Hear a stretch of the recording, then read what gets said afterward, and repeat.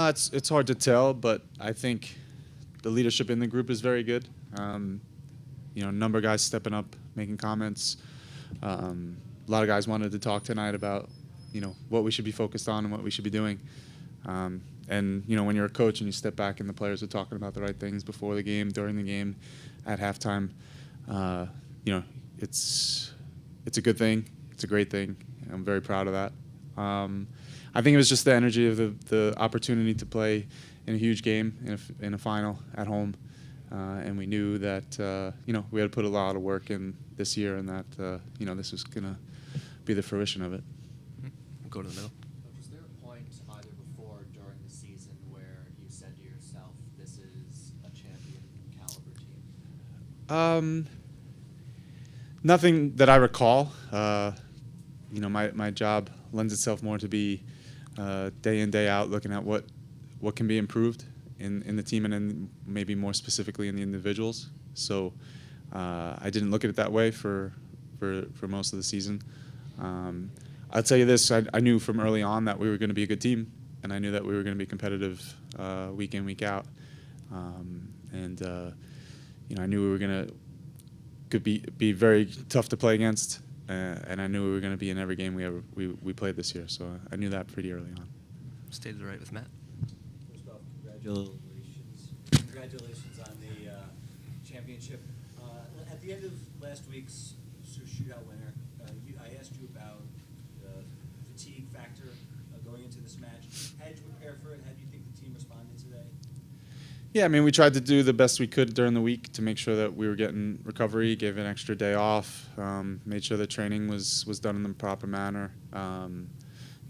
But we still had a number of our guys training with the first team, and I certainly knew that could be an issue, but we felt pretty confident that the group would be strong and that we would put a great effort out because it was it's a final, so the guys are going to pour their hearts into it. Go to the right with Anthony. Your team seemed really prepared for this game. What kind of strategy did you guys work on? Did you guys watch Swope Park games in training, or was this really all about just keeping to the playing style that you guys have had all season? Yeah, we weren't going to change much no matter who we were going to play. But yeah, we had a whole week to prepare for a final, so watched a number of their games and had our staff watch the games, and at our club we work tightly together as a unit with first team and second team, and we had input from a lot of different people in the club, and we try not to burden the players with too much information, but at the same time tried to give them the best information we could that would help them along the way, and that was little conversations, that was a couple video sessions. We did have one of our longer video sessions this week, but it was more. I definitely, every time I showed them video or mentioned something, I always finished my thought with, "We're going to do what we do. We're going to do what we do." So I was glad to see our guys really stick to our plan. Going to go back to the middle. Coach, having been a player for the Red Bulls for so long and now being coach of the team, how do you feel being the coach of the first Red Bulls team to hoist a trophy here in Red Bull Arena? Yeah, I actually let myself think about that this week, not for too long. But it feels great. Listen, I was proud before the game. I'm proud after the game. I knew we were going to put a good effort out there. I knew we put a lot of work in during the year.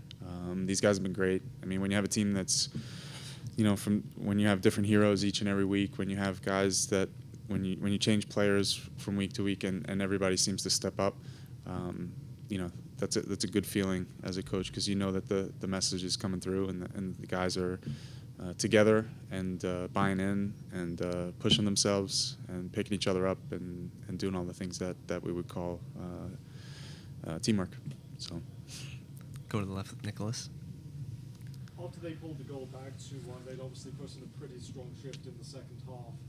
What did it say to you that the team really seemed to respond, find another gear to put the game away in those final 10 minutes? Yeah, it was a strange situation in that I didn't think our response in the second half was great, and I think we let them get at us a little bit in the second half. We weren't quite as good as we were in the first. And then when they scored, I think there was a time of uneasiness, but it quickly turned into, nah, we're getting back to what we do. We're going to step up the field. We're going to be aggressive. And, after a couple, anytime you're up 2 and you give up 1, there's a moment of uneasiness. But, that's probably one of the proudest moments I had of the season was, in a tough situation where, it would have been easy to get a little tight and to be concerned. Our guys were aggressive and proactive and went after the game in a way that said, we're not giving this away. Yep. You played in several leagues during your playing career. What makes the USL unique compared to other leagues that you've played in or been assistant coach to? Yeah, what I can say is what I've seen over the last couple of years is that it's an interesting league in that you get a big mix of different types of players, different teams, different ownership groups. You see a lot of different towns, and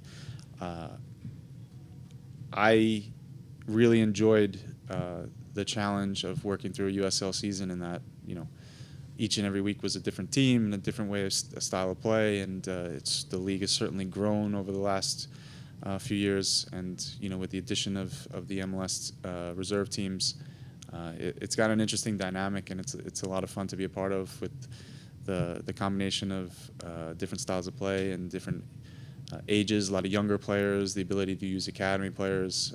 I think it's a fantastic way to go about providing an environment for young amateurs and pros to further their careers and improve and develop. And I think tonight was another example of that competitive, good soccer game that guys can pour their hearts into and improve from. Right, it's Matt. Throughout the year, you saw a number of players graduate to Red Bull senior team. Sean Davis, Tyler, Aaron. Who were some of the next players of the next crop that you could see making a jump in the next year or two?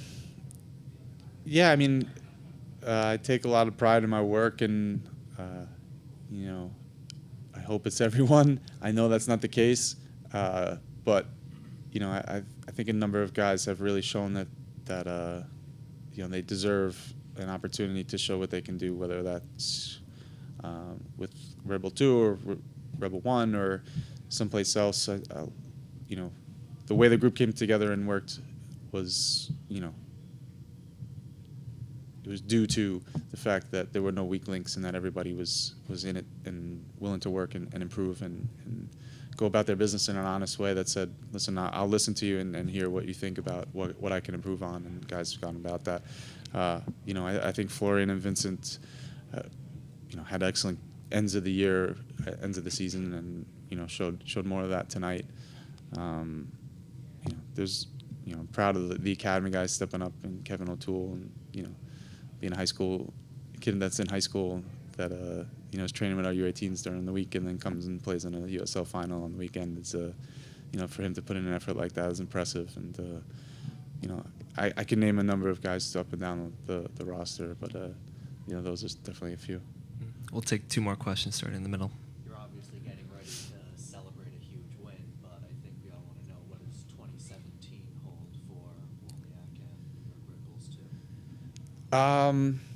Yeah, like I said, hopefully a number of our guys signing MLS contracts, and I'm going out and finding new guys to replace them. I take a lot of pride in taking a player and helping them get better and finding ways, whether it be technically or tactically or mentally, just try and find ways to improve and get better. And a lot of that is motivation based. So I'm always looking for the next young player to give them a little push or pull or whatever needs to be done, and see where we can get.